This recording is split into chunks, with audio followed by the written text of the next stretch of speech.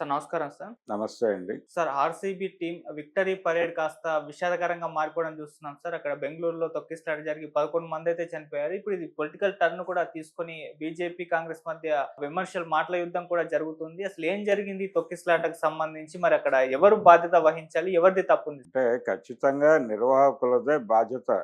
ఈ మరణాలకి ఖచ్చితంగా వాళ్ళు బాధ్యత స్వీకరించక తప్పదు. ఆల్రెడీ డీకే నుంచి ఒక ప్రకటన వచ్చింది. ఆయన కొంత అడ్మిట్ చేస్తున్నట్టుగానే కనిపించాడు. అలాగే ప్రభుత్వం కూడా ఓన్ చేసుకోక తప్పని అనివార్యత ఉంది. వాళ్ళు కూడా ఆ ప్రయత్నాల్లో ఉన్నారు. కన్విన్స్ చేసేటువంటి ప్రయత్నాల్లో ఉన్నారు. అంటే ప్రజల్ని కన్విన్స్ వాళ్ళు ఒక పక్కన హాలిడే ప్రకటించారు. హ్మ్. హాలిడే ప్రకటించి ఇది ఒక బిగ్ ఈవెంటు అనే విషయం స్పష్టంగా తెలుసు వాళ్ళకి. దానికోసం ఉన్నటువంటి ఎంథూజియాజం ఏమిటి పబ్లిక్‌లో అనే దాని తాలూకా రిపోర్ట్‌లు ఉండబట్టే హ్మ్. హాలిడే డిక్లేర్ చేశారు. హ్మ్. మరి హాలిడే డిక్లేర్ చేసి ఇంత ఫేవర్ ఉంది అనే జ్ఞానం ఉన్నవాళ్ళు మరి ప్రాపర్ ఏర్పాట్లు లేకుండా అలా గాలికెందుకు వదిలేశారు దాన్ని అనే దానికి సమాధానం చెప్పాలి ఖచ్చితంగా. ఇప్పుడు సంధ్యా థియేటర్ ఇన్సిడెంట్ చూసాం మనం ఆ అవును. మధ్య. సంధ్యా థియేటర్‌లో ఆయన అలా వస్తాడు. అక్కడ ఒక చిన్న సెలబ్రేటివ్ మూడ్‌లో చిన్న అకేషన్ జరుగుతుంది. ఇవన్నీ తెలిసి ప్రాపర్ కేర్ తీసుకోలేదు. అక్కడ స్పేస్ ఇవ్వలేదు జనాలకి. అంటే పబ్లిక్ నిలబడటానికి సంబంధించిన ఒక స్పేసు ఉండేలాగా పార్కింగు, ఇతర వ్యవహారాలు చూసుకుని అప్పుడు హీరోని ప్రవేశపెట్టకపోవడం వలన ఇది జరిగింది అని కదా అల్లు అల్లు అర్జున్ మీద వాళ్ళు ఫైల్ చేసిన కేసు, ఆయన్ని జైలుకి పంపించిన విధానం చూసాం మనం. హ్మ్. సో, ఇదే పద్ధతిలో ఇప్పుడు అక్కడ గవర్నమెంటే ల్యాప్స్. ప్రభుత్వమే వదిలేసింది. వదిలేయటం అంటే ప్రాపర్‌గా వాళ్ళకి తెలుసు ఎంతమందొస్తారో దానికి ఒక అవగాహన ఉంది. పైగా ఉన్నటువంటి స్పెక్యులేషన్‌ని వాళ్ళు పెంచుతూ అవకాశం కల్పించి సెలవు డిక్లేర్ చేశారు. హ్మ్. అంటే హెవీ క్రౌడ్ వస్తుంది. దానికి ప్రిపేర్డ్‌గా ఉన్నాం మేమని చెప్పడమే. వీళ్ళు ప్రిపేర్డ్‌గా ఉన్నారనే ఉద్దేశంతో క్రౌడ్ వచ్చేసింది. వచ్చిన తర్వాత అక్కడ ప్రాపర్ ఏర్పాట్లు గందరగోళం అయింది. ఫైనల్‌గా వాళ్ళు పబ్లిక్ అలా చనిపోవడం జరిగింది. హ్మ్. తొక్కిసలాట విపరీతమైనటువంటి తొక్కిసలాట. చాలామంది అంటే చనిపోయిన వాళ్ళు 11 అంటున్నారు గానీ, హ్మ్. గాయాల పాలైన వాళ్ళు అనేకులున్నారు. అవును. అంటే కొంతమంది ప్రైవేట్ హాస్పిటల్స్‌లో ట్రీట్మెంట్ తీసుకున్నారు. వాళ్ళు ఇంకా కౌంట్‌లోకి రాలేదు. నేరుగా వీళ్ళు బాధ్యత తీసుకొని తీసుకెళ్ళి అంటే పోలీస్ డిపార్ట్‌మెంటో మరొకరో హ్యాండిల్ చేస్తూ తీసుకెళ్ళి హాస్పిటల్‌లో చేర్చినటువంటి కేసుల వరకే వీళ్ళు లెక్క చెప్తున్నారు. ఇంతమంది ఉన్నారు హాస్పిటల్‌లో క్షతగాత్రులు అని. ఆ క్షతగాత్రుల సంఖ్యకి ప్యారలల్‌గా అదే సంఖ్యలో ప్రైవేట్ హాస్పిటల్స్‌లో ట్రీట్మెంట్లు తీసుకుంటున్న వాళ్ళు కూడా ఉన్నారు. కాబట్టి ఇది కర్ణాటక ప్రభుత్వానికి ఒక మాయని మచ్చగానే చెప్పాలి. అయితే ఇప్పుడు క్వెషన్ ఏంటంటే, ఇక్కడ కాంగ్రెస్ ప్రభుత్వమే ఉంది తెలంగాణలో. మరి వాళ్ళు సీరియస్‌గా సంధ్యా థియేటర్ ఇన్సిడెంట్‌ని పట్టించుకున్నారు. కేసు పెట్టారు. హీరోని తీసుకెళ్ళి లోపల పెట్టారు. థియేటర్ యాజమాన్యం మీద కూడా కేసు ఫైల్ అయింది. మరి ఇదే పద్ధతిలో అక్కడ కూడా ప్రభుత్వంలో ఎవరికైతే ఆ బాధ్యతలు అప్పజెప్పారో, ఆ బాధ్యతలు అప్పజెప్పిన వాళ్ళ మీద కేసులు నమోదు చేసి అరెస్ట్ చేస్తున్నారా? లేదా? స్పోర్ట్స్ అథారిటీ ఎవరైతే నిర్వహిస్తున్నారో వాళ్ళకి ఏ మేరకు ఇన్వాల్వ్‌మెంట్ ఉంది? పొలిటికల్ ఇన్వాల్వ్‌మెంట్ ఎంత? ఎవరి రోల్ ఎంత? అనే దానికి సంబంధించి ఒక ప్రాపర్ విచారణ జరిపి అక్కడ ఏమైనా ఇలాంటి చర్యలు తీసుకుంటున్నారా? అనే దిశగా కూడా ఆల్రెడీ పబ్లిక్ నుంచి ఒక వాయిస్ మొదలైంది. ఓకే. మొదలైంది. వాళ్ళు ఎలాంటి సమాధానం చెప్తారు అనేది చూస్తున్నారు. హ్మ్. ఎలాంటి చర్యలు తీసుకుంటారు అనేది చూస్తున్నారు. ఇప్పుడు జరిగిపోయిన సంఘటన జరిగిపోయింది. ఫర్దర్‌గా ఏమిటసలు ఒకటి సంజాయిషీ చెప్పుకోవాలి ప్రభుత్వం. ఓకే. దీనికి సంబంధించి మేము ప్రిపేర్ అయినటువంటిది ఇది అని చెప్పుకోవాలి. చెప్పుకున్నా ఏమి చెప్పినా జనం కన్విన్స్ అయ్యే పరిస్థితి లేదు అనేది వాస్తవం. వాళ్ళ వాళ్ళ లోపం ఉంది అనేది స్పష్టంగా కనిపిస్తోంది. ఇంక దానిలో రెండో మాటకి ఆస్కారం లేదు. హ్మ్. మీరు ముందే ప్రయత్నం చేసుకొని ఇంతమంది ఇంత స్పెక్యులేషన్ ఉంది దీని మీద అనేది ఒక ఉజ్జాయింపు లెక్క ఉంది. ఈ ఫీవర్ ఉంది అనే విషయం గమనించారు ఆళ్ళు. గమనించి కదా నువ్వు సెలవు డిక్లేర్ చేసింది ఆ రోజు. ప్రజలకు అవకాశం కల్పించావు అక్కడికి రష్ అవ్వటానికి. కల్పించినప్పుడు నువ్వు ఏర్పాట్లు చేసుకోకుండా జనాల్ని రమ్మని అక్కడ జనాల్ని చంపేయడానికా మీరు పెట్టింది? అనే ప్రశ్న బలంగా ఇప్పుడు ప్రభుత్వాన్ని తాకుతోంది. ఓకే. అందుకని దాన్ని అడ్రస్ చేస్తూ ఓపెన్ అయ్యి కర్ణాటక ప్రభుత్వం సమాధానం చెప్పక తప్పని పరిస్థితి. దీన్ని అడ్వాంటేజ్గా తీసుకుని తన పబ్బం గడుపుకోవడానికి భారతీయ జనతా పార్టీ కూడా ప్రయత్నం చేస్తోంది. ఓకే.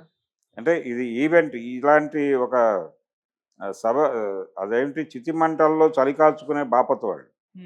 అలా ఇక్కడ ఏదైనా చితిమంట రగిలించి ఆ చితిమంటలో చలి కాచుకోవడానికి అవకాశం దొరుకుతుందేమో, ఈ ప్రభుత్వాన్ని పడగొట్టేసి ఇమ్మీడియట్గా ఎలక్షన్కి వెళ్ళటం దాకా ఊహించేసి వాళ్ళు మాట్లాడేస్తున్నారు.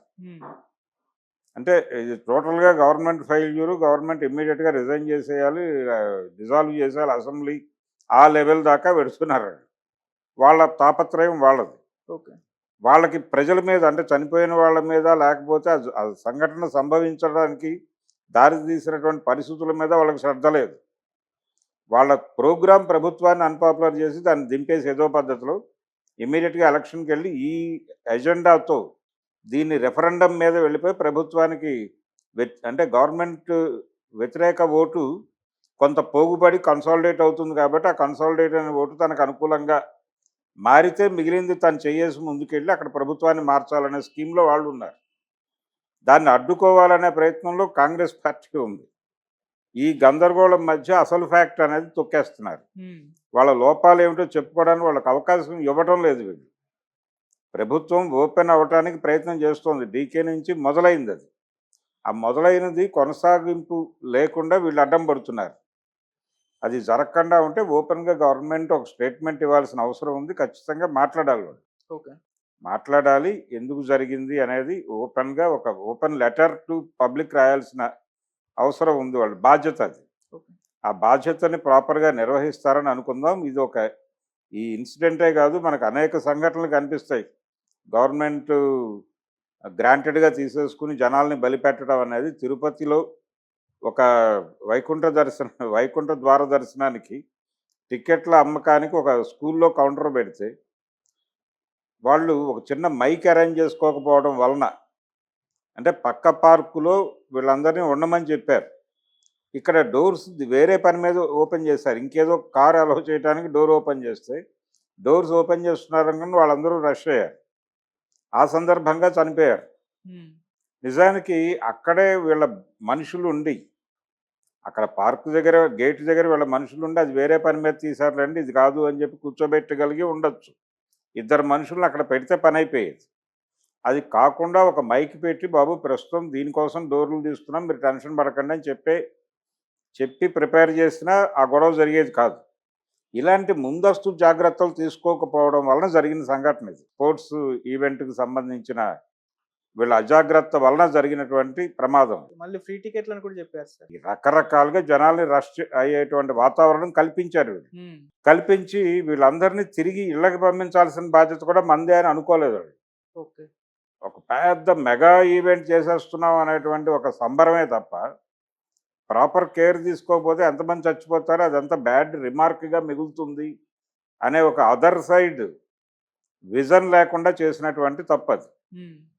అందుకని కేంద్రం దీని మీద సీరియస్గా రియాక్ట్ అయ్యి అక్కడ యాక్షన్ తీసుకునే ప్రయత్నం ఖచ్చితంగా చేస్తుంది.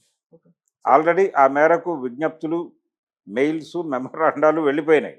వాళ్ళు ఆ ప్రయత్నంలో ఉన్నారు. పొలిటికల్గా డ్యామేజ్ చేయడానికి ఎంతవరకు వాడుకోవచ్చు దీన్ని అని.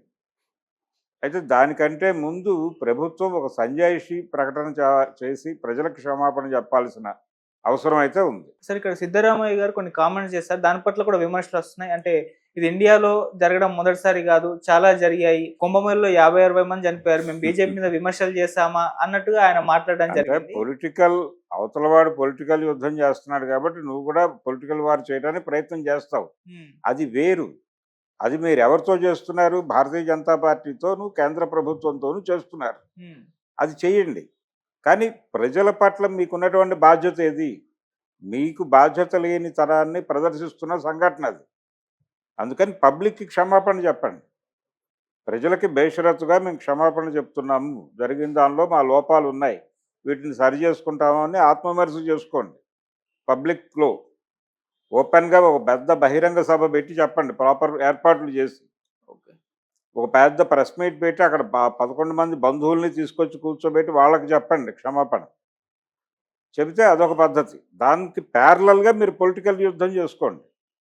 వాళ్ళు చేస్తోంది పొలిటికల్ యుద్ధమే. వాళ్ళకి అక్కడ చనిపోయిన వాళ్ళ మీద సింపతి ఉందని నేను అనుకోవట్లేదు ఉమ్, భారతీయ జనతా పార్టీకి. వాళ్ళు తిరిగి దీనిలో ఏ మేరకు గవర్నమెంట్ని ఇరికించి పక్కకి గెంటేద్దామా అనేటువంటి ఒక స్కీమ్లో ఉన్నారు వాళ్ళు. ఒక కాన్స్పరసీ, ఒక యుద్ధ వాతావరణం కల్పించడానికి కృషి చేస్తున్నారు వాళ్ళు అక్కడ. రెండోది, ఆ స్టేట్లో మంచి హోల్డ్ ఉన్నటువంటి పార్టీ కూడా అది. గతంలో 2-3 సార్లు పవర్ నిర్వహించినటువంటి ఒక అనుభవం ఉంది వాళ్ళకి. అందుకని దీన్ని వాడేసుకుందామని ప్రయత్నం చేస్తున్నారు కాబట్టి మీరు ఇంకొంచెం ప్రికాషనరీగా ఉండాలి. ఆ ఉండటానికి సంబంధించి పొలిటికల్ వార్ చేయండి. ఇన్ ది సేమ్ టైం ప్రజల మనసులు గెలుచుకోవటానికి, ప్రజల్లో అసంతృప్తి పోగుపడకుండా ఉండడానికి ఏం చేయాలో అది నిర్మోహమాటంగా చేసి తీరాలి. రెండింటిని మిక్స్ చేసి నడపకూడదు. ఇప్పుడు కుంభమేళా గురించి, మరొక మేళా గురించి, ఇతర ప్రాంతాల్లో జరిగిన చావుల గురించి సిద్ధరామయ్య గారు మాట్లాడితే ఓపెన్గా, అంటే ఒక కేటగారికల్గా కాకుండా మీకు చెప్తున్నాను ఈ సమాధానం అనేది చెప్పకుండా ఉమ్, ఒక ఓపెన్ స్టేట్మెంట్ లాగా మాట్లాడితే పబ్లిక్ నిరసన తెలియజేసే అవకాశం ఉంది. ఓకే. ఏంటి ఏం మాట్లాడుతున్నాడు ఇతను, కుంభమేళాలో చచ్చిపోయారు కాబట్టి ఇక్కడ కూడా చంపేస్తామని అర్థమా అని చెప్పి పబ్లిక్ మాట్లాడతారు. ఉమ్, అందుకని నువ్వు ఏ సమాధానం ఎవరికి చెప్తున్నావో కేటగారికల్గా చెప్పండి వాళ్ళకి. మేము ప్రజలకి బేషరతుగా క్షమాపణ చెప్తున్నాం.